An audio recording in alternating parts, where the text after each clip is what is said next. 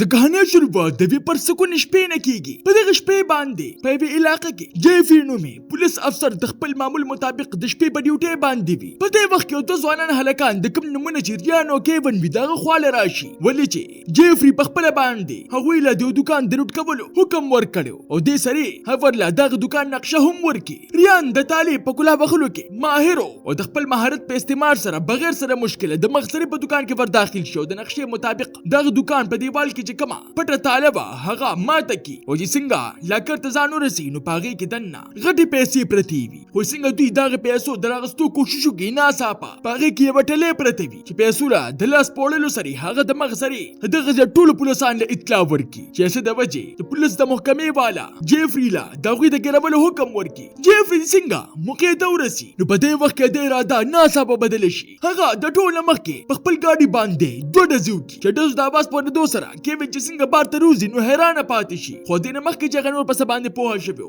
جیفری هغه باندې داسې ډزو کی چې په هغه ځای باندې مړکی. دغه د مړکونه پس دی خپل تمانچا دغه خواته کېږي او دې سری دغه د کوټو خاپونه په هم جوړ کې د پاره چې ټول پټوله شکونه هغه باندې بخپله باندې لاړ شي او ټول محکمو ته داسې ولګي چې دا په پولیس باندې ډز وکړو نو په جوابي کاروي کې دی مړ شو. کله چې دغه ملګری ریان بار ته روزي دغه په خپل سترګو باندې یقین نه راځي او د مغسري جیفری ته کنځلې شروع کی. خو جیفری د مغسري تمانچې په زور باندې راقابو کی او دمکې ورکول ورل شروع کی. لکه د چا د وړاندې هم خپل خلک وکړه د خپل لور او د خزي بدتزي مواري د خپل خاندان د حفاظت د خاطر ریان خاموش پاتې شي او په خاموشۍ سره د خپل د مرګري د قتل الزام هم په خپل سر باندې واخلي. په دې کې لس کاله تیر شي او ریان په دغه لس کالو کې د جیل سزا هم مکمل کی. د رهاینه پس ټول مخکې د زوړ ملګری فرانک د سره د ملاویدو د پاره راشي چې هغه د مغسري ریان له حوصله ورکول شروع کی. تا سره بزو د تالو د ماتبور د کاروبار په شروع کولو کې مرسته کومه. په دې سره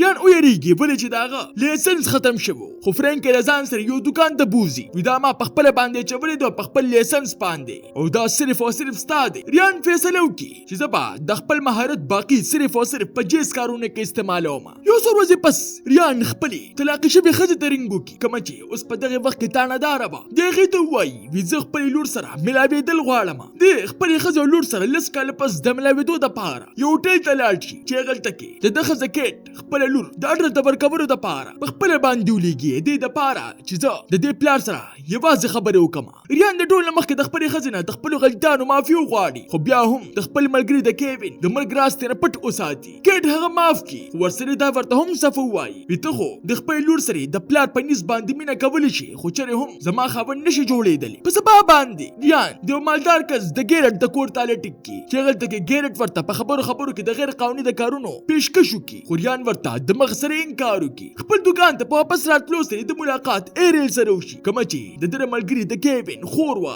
ایرل د وړاندې د خپل مشکلاتو ذکر وکي و د خپل رور د مرګ نه پس د سخت د مالی مشکلاتو سره مخ یم. ریان هغه سره مرسته کول غوښتل خو ولې چې هغه په د باندې غیر قانوني کارونه کول غوښتل نو په دې سره دی ورته انکار وکي. په دې سره د اپریل هغه ته مازه خراب شي او هغه ته د خپل رور قاتل ویل شروع کی. په دې وخت کې جیفری دوباره د ریان په ژوندۍ کې را داخل شي او غلا دمکی ورکول شروع کی. یوز هم کتا د خپل ملګری د کیوین د مرګ راز چاته هم وي نو د خپل ژوندۍ د ټولو خاطرو زموار به په خپل باندې جیفری دوه ملګرو د کوم نمونه چې پیریز او جونز هغوی دوه هم پریان باندې نظر ساتلی. یو ورځ هغوی د په لاره کې ودرې او دغه د ګاډي تلاشۍ په وخت کې هغوی ته د دغه ګاډي نه څه مشکوک غوندې اوزار میلو شي. خو څنګه هغوی د خپل مشر خواته پیش کړي نو هغې په دې خبره باندې پرېږدي وي دا ثبوتونه د دغه ګیرولو دپاره ناکافي دي. ریان اوس خپل لور سره وخت تېرول شروع کړي چې پر ورځ خپله ښځه ورته رنګ وکړي نن زه چېرته بل چېرته روان یم ته راسه وکړه. لور دې د سکوله راوله. په دې سره دې څه خوشحاله شي او هغه د چوټۍ نه پس د ځان سره دکان ته راولي او هغلته کې ورته د تالو د کلا بخلو سباړه غونته کې ترکیبونه هم وښایي. د شپې په وخت کې د خپل لور د جیفری د کور خواله بوزي ولې چې هغلته کې د هغه د ریټایرمنټ په خوشحالۍ کې یو پارټي شروع وه او په هغې پارټۍ کې هغه د دغه ښځې د کیټ نه د ټول پولیس ډپارټمنټ مشره هم جوړه کړې وه ولې چې د هغه دا سوچ چې دا زه مشره کمه نو دا به بیا زما هره خبره مني او په خپل خاوند باندې به نظر ساتي. په هغه ځای کې جیفری یو ځل بیا ریان له دمکې ورکول شروع کړي خو ریان هغه ته یوه خبره هم ونه کړي او په خاموشۍ سره دغه ځای نه لاړ شي. د چې څنګه واپس خپل دکان ته لاړ شي نو هغلته کې د ملګری خور اپریل د مخکې نه د په انتظار وه او د تو وایي چې اوس چا سره کار کومه دغه نوم جیرټ دی او د ښار د ټوله مشهور کس دی خو دې هر څه باوجود په ما باندې ناجیزه کارونه کوي اوس چې زه دغه نه ځان راخلاصول غواړم نو هغه زمانه ډېرې غټې پیسې غواړي چې په دې سره مجبورا ریان هغې سره د مرستې کولو دپاره ځار شي خو په دې شرط باندې موږ به په دې معامله کې چاته هم هیڅ قسمه څه نقصان نه رسوو په سبا باندې اپریل هغه را د جیرټ د کور پته ورکړي دغه کور چېرته کې چې په دې وخت کې پاټه شروع وه د دوی دا منصوبه وه چې ریان به دننه لاړ شي او د جیرټ په دفتر کې چې کومې پیسې پرتې دي هغه به راواخلي بل خوا په پولیس سټیشن کې کیټ چې کله د کاغذونو په چک کولو کې لګیا وي نو هغې ته د جیفري د زوړ وخت سره تړلي یو کیس په نظر راشي چې د کمپنۍ دو سر دا پوه شي چې دا جیفري د قسطه پټ کړی و د شپې په وخت کې د جیرټ په کور کې چې څنګه پارټي شروع شي نو هغلته کې غټ غټ کاروباریان سرکاري افسران او پولیسان هم را شروع شي ریان خپل مخ پټ کړي او پټ په پټه په هغې پارټۍ کې ور داخل شي او د اپریل چې ورته څنګه پام شي نو هغه د ټولو خلکو د خیال د بدلولو دپاره د قسطه یو ویټر سره ځان وجنګوي د سره وایي چې دغه مېلمنو د ټولو خیال هغې ته شي او ریان دغه موقع د فایدې په اخیستو سره د جیرټ په دفتر کې ور داخل شي په دفتر کې په ور داخلېدو سره د واقع د پیسو نه یو ډک بیگ ملو شي خو ناڅاپه هغلته کې جیفري به د پسې راشي چې سره به چې دغه دواړو په منځ کې هم په هغه ځای کې جګړه شروع شي ریان د موقع په ملاوېدو سره د جیفري نه تمانچه راخکړي خو ډز پرې ونه کړي ولې چې په دې وخت کې ډز کول خطرناک و هغه سیده هغه بیگ راواخلو د دغه ځای نه په تښتېدو کې لګیا شي خو ناڅاپه دې چې څنګه دفتر بار ته روځي نو د مخه دغه ځای سکیورټي ګارډ ونیسي د په دې وخت کې ځان د بچ کولو دپاره د اپریل په سر باندې تمانچه کېږدي د هغې په زور باندې بار ته د راوتو نه پس په دیوال باندې وړي او د دغه ځای نه په تښتېدو کې کامیاب شي خپل دوکان د په رسېدو سره دې د ټول نه مخکې هغه ټولې پیسې د خپل ملګري د فرینک په لاکر کې پټې کړي او هغه پیسې اپریل ته حواله کولو دپاره چې کله اپریل ته رنګ وکړي نو هغه د سره هم رنګ نه اوچتوي په دې سره ډېره پریشاني ښکار شي او د هغې کور ته ورسي هغلته کې د ته پته ولګي چې د هغې کور خو ټول ګډوډ پروت دی په هغې کې بدن نه ور داخلېدو سره په هغې کې اپریل هم موجوده نه وي چې په دې وخت کې ته احساس وشي چې لوبه بالکل هم هغسې نه ده لکه څنګه چې ما ته ښکارېږي یو خوا دې پریشانه وي بل خوا د ښځې د کیټ کور ته تانیا نوم یوه ښځه راشي هغه کیټ ته ووایي زه هم په هغه ځای کې کار کوم په کوم ځای کې چې اپریل کار کوي او دې نه پس هغه کیټ لا یوه USB ورکړي په دې کې د جیرټ د ټولو جرمونو ثبوتونه پراته دي او دې سړي په دې کارونو کې چې هغه سره څوک ملوث دي د هغې ثبوتونه پکې تا ته هم ملو شي په دې کې فرینک څنګه په خپل لاکر کې پټو پیسو ته پام وکړي نو په دې سره هغه سخت په غوسه کې راشي او ریان ته خبرې شروع کړي ته خو لا اوس هم په خبره باندې نه پوهېږي چې په دې سره ریان ورته ووایي ما سره دې نه علاوه یوه لار هم نه وه او دا اوس چې اپریل په کوم حالت کې ده د هغې هم زه ذمهوار یم خو فرینک ورته څه ووایي تا اوس په دې وخت کې د خپلې ښځې د کیټ نه مرسته غوښتل پکار دی او هغې ته هر څه رښتیا ویل دي او ریان ورته انکار وکړي ولې چې هغه اوس هم د جیفري د دمکیاو نه یېرېدلی او دا یره به ورسره وي که فرض کا زما د ملګري د کیوین د مرګ خبر بار لاړه نو په دې سره به هغه زما ښځه او لور ووژني څه وخت پس کیټ په خپله باندې د دوکان ته راشي چې د هغې پرېدو سره ریان د مغز سره دغه پیسو نه ډک بیګ پټ کړي کیټ د خپل خاوند نه د اپریل په باره کې تپوس وکړي او ورسره یې هغه د هم معلومول غواړي چې لس کاله مخکې د هغې پټ کیس زما خاوند سره څه تعلق دی ریان هم هغې ته هر څه صفا ویل غوښتل چې څنګه ورته لګیا شي نو په اخره کې ناڅاپه ودرېږي او د هغې ټولو خبرو الزام په خپل سر باندې واخلي د دې نه پس کیټ په هغه USB کې ټول پټ ثبوتونه په یو لفافې کې بند کړي او د خپل مشر افسر خواله یوسي هغلته کې هغه ورته وایي صرف دا ویډیوګانې او تصویران کافي نه دي په عدالت کې موږ له یو مضبوطه ګواه هم پکاري ولې چې دغه دواړو جنکو هغوی سره کارونه کړي دي او پیسې غوښتنې دي د دې د وجې چېرته بهرنۍ ګواه به موږ دپاره پکاري په دغه شپه باندې ریان واپس د جیرټ کور ته ورسي هغلته کې پټ په پټه د ورننوتو نه پس چې کله د جیرټ خواله ځان ورسي نو هغه ته یو پیشکش وکړي که چېرې تا اپریل را پرېښوده نو په دې سره به زه تاله خپلې ټولې پیسې واپس درکمه چې جیرټ د مغسرې ورته انکار وکړي وی اپریل څوک دا خو زه پېژنم هم نه په دې سره ریان د احساس وشي چې دی په اسانۍ سره د حق د ویلو وال نه دی دې د وجې هغه د راقابو کوو نه پس په اوبو کې ول سر ډوب کړي دې دپاره چې دی ماته رښتیا ووایي او په دې سره د ده دا طریقه کامیابه شو جیرټ هغه ته ووایي هغه ما سره نه بلکې جیفري سره یې ده په دې پورې سره ریان د مغز سره د اپریل د بچ کولو دپاره په جیفري پسې روان شي د دې ناخبره چې دا لوبه بل شانته کېده په اصل کې اپریل او جیفري په خپل منځ کې یو وو او د دغه دواړو دا منصوبه وه چې دوی موږ واپس جیل ته ولیږو اپریل دا هر څه د دې د وجې کول ولې چې هغې ته به د خپل ورور د کیوین د مرګ ذمهوار ریان ښکارېده دې ناخبره چې دا دوی چا سره لاس میلاو کړی دی په اصل کې خو دا ټوله لوبه هم ده جوړه کړې ده ریان لا اوس هم ناخبره وي چې دا دوی چې ماته د کومو مجبورو د کومو تکلیفونه ذکر کړی دی دا ټول پټول ماته دروغ ویلي دي او دا صرف او صرف ما جیل ته د لیږلو سازش دی. په دې کې جیفري د جیرډ کور ته ور داخل شو. هغلته کې جیرډ قتل کی د پاره چې د مرګ الزام زو پریان باندې ولګوم. بل طرف ته اوس د ریان دا شک پیدا شوی چې اصل اغواکار جیفري دی.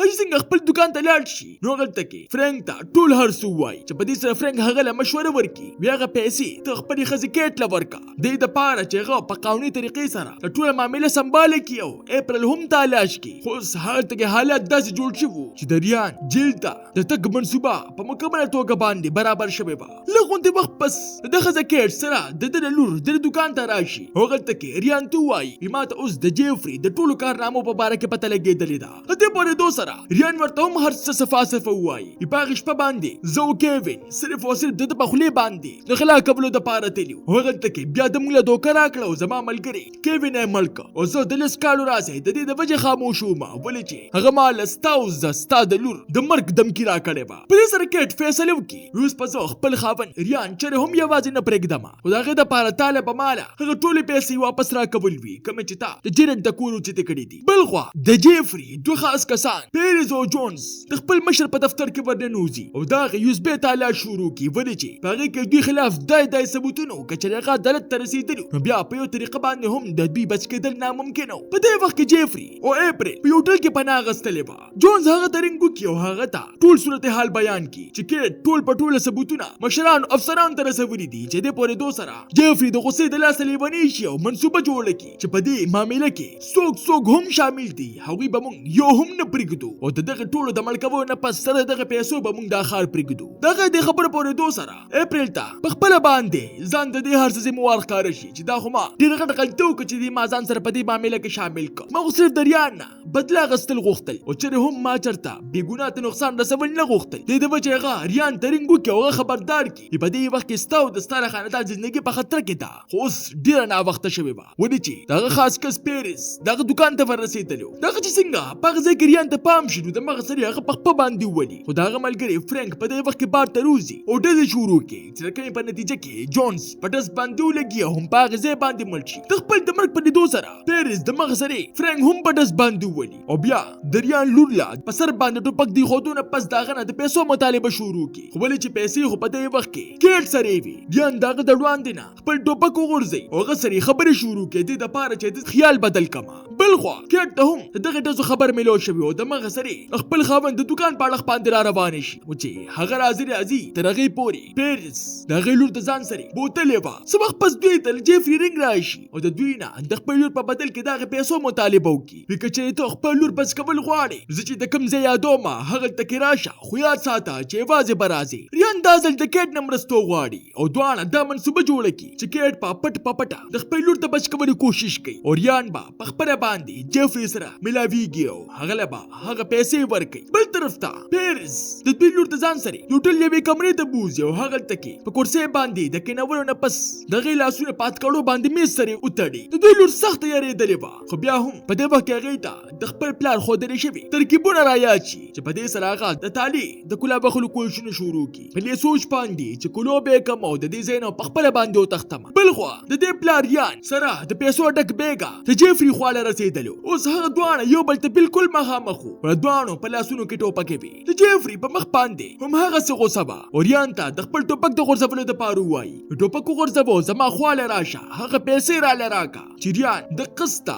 هغې سره د خبرو کولو کوشش شروع کړي دې دپاره چې زما ښځې کېټ ته د ډېر نه ډېر وخت میلو شي. هغه جیفري ته ووایي زه د پیسو درکولو نه مخکې خپل لور لیدل غواړم چې جیفري ورته انکار وکړي. په دې وخت کې د دوی لور اخر دا یې خط کړو په کلا وهلو کې کامیابه شو په مزه باندې د ور کولو کې او بار ته روځي خو څنګه د پیرز نظر پې پروځي نو هغه ورپس د مخه سړي را په منډه شي. خو په دې وخت کې د هغې مور کېټ هم دغلته کې راورسېد او د موقع په ملاوېدو سره د مخه سړي پیرز په ډز باندې راوغورځوي او خپله لور په ګاډي کې کېنولو نه پس په دې خبره باندې په ګاډي کې پرېږدي. زما د پلار نه علاوه د ګاډي دروازه به چاته هم نه کولاوې. په دې کې ریان د جیفري د مطالبې مطابق خپل تمانچه لري وغورځي. خو د جیفري صرف په پیسو سره هغه دغه ځای نه تلو والا نو. هغه په دغه ځای کې ریان هم ختمول غوښتل دې دپاره چې دا قصه زه د همیشه دپاره ختمه کړمه. خو په هغه باندې ډز کوونه مخکې دغلته کې اپریل راشي. اپریل ریان تمانچه روچته کړې وه او په هغې باندې په جیفري باندې ډز وکړي چې په دې سره جیفري په سخت زخمي حالت کې په ځمکه باندې راوغورځېږي. خو د اپریل په زړه کې لا اوس هم د ریان دپاره نفرت ختم شوی نو. هغه څنګه په ریان باندې ډز کولو والا وه. په دې وخت کې کیټ هم دغلته کې راشي. کیټ د هغې له ډز نه مخکې اپریل ته ټول حقیقت ووایي چې څنګه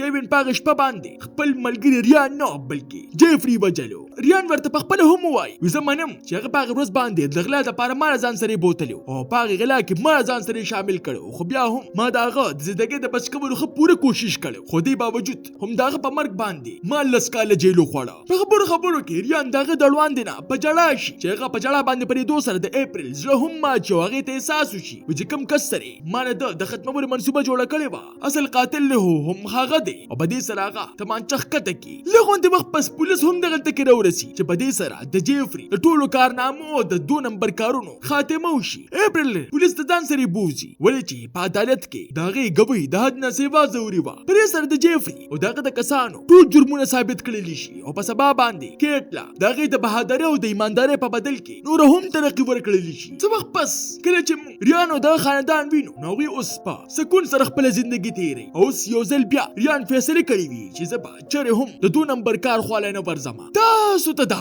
نانۍ کهاني څنګه ولګېده؟ ما ته خپله قیمتي رایې په کمنټ کې ضرور راکړئ. ملاویږو به په یوه نوې ویډیو سره. ما له راکړئ اجازت. بای بای.